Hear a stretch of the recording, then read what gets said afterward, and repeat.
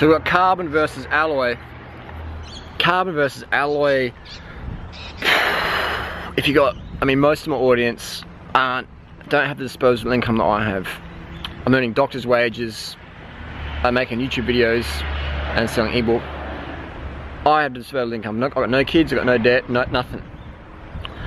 I can afford whatever I want when it comes to cycling. If I snap my bike in half, it's inconvenient for me. It's not. Average person doesn't. Am I a viewer? That's not the demographic. I would say for most people, alloy is a better option, because alloy, you can drop it. You can drop it. If you have carbon bars, right, and your bike at the cafe leans over the ground and it lands, boom, hard in the ground, I would recommend, and most manufacturers, Specialized, 3T, Triple T, they would recommend you replace those carbon bars, even though there's no physical damage under the eye. Carbon does not like getting hit. Doing lots of getting hit. Fucking bang. So I would say alloy is a lot better. Most pros don't run carbon bars for that very reason. Carbon is just very brittle. It's very lightweight. It's a fantastic material. It can be fixed. If you snap your derailleur into your spokes and crack your frame, you can fix that for a couple $100. Aluminium, you can't. You got to recycle it. So there's pros and cons to carbon, but for the average person, I would recommend 90% of people ride alloy frames, alloy bars, alloy stem, alloy seat post, etc. If you're over 70 kilos, I would recommend alloy seat post, alloy bars, alloy stem for sure. And if you're new to riding, you're gonna have those noob crashes, man. Everyone has them. Freely rode an alloy bike for 2008. She rode an alloy bike for 5 years. She's got carbon bikes now, but she's had her noob crashes, the silly crashes, or where you park your bike and you, like this morning, this girl had a $10,000 Cervelo, leaned precariously against this rock, and I'm like, oh, you're playing with the devil there. She's like, ah, no, it's solid as, mate. She's total noob, just total noob, you know, gearing's all wrong for the hills, total noob, but she knows better.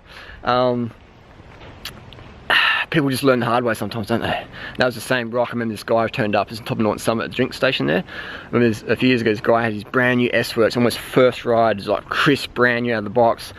And he got leaned up and I said, oh, you know, just watch the wind, it's a bit gusty today. And he just sort of didn't even say nothing. And then sure enough, I fucking wish I had the GoPro on. The wind came, S-Works, all down this fucking seat stay. I didn't say nothing. And he's just like, fuck. Some people in life learn the fucking hard way. I like to learn from other people's mistakes. So if someone gives me a tip, I'm like, it makes sense. Versus ego, like, you're wrong.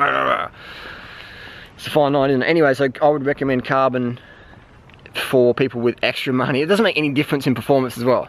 Like I've got multiple pairs of zip wheels, later stuff, and lightweights. You know, it doesn't really make any difference, man. We're talking like a couple of seconds up a 10-minute climb. 2, 3, 4 seconds, maybe max. What matters is how much power you can put out.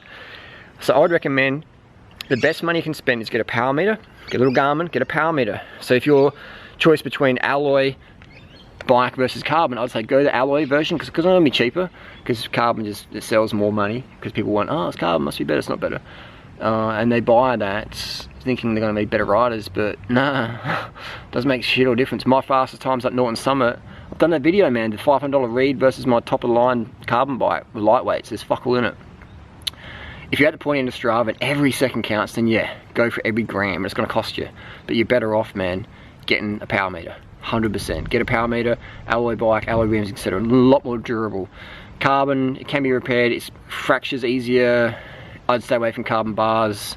Unless you're a seasoned rider and you know how to park your bike, you know how to crash, and you don't have the noob crashes. So otherwise, be prepared to be throwing a lot of stuff out and paying big coin.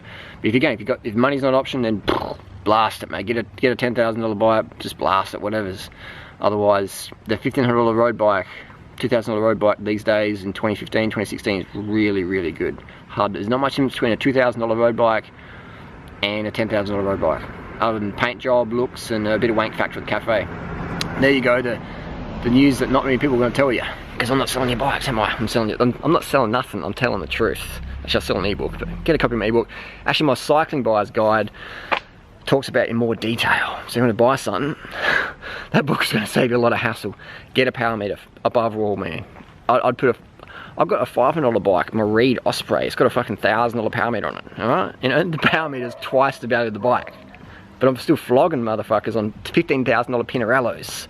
because it's not about the bike, it's more about the motor. So bottom line, a bike that fits you from a good shop that can help you get fitted up properly, proper gearing, like at least a 34, 32 compact ratios, and a power meter. There you go, smash it. And lastly, people might go, hang on, you're a fucking hypocrite, Duranotta.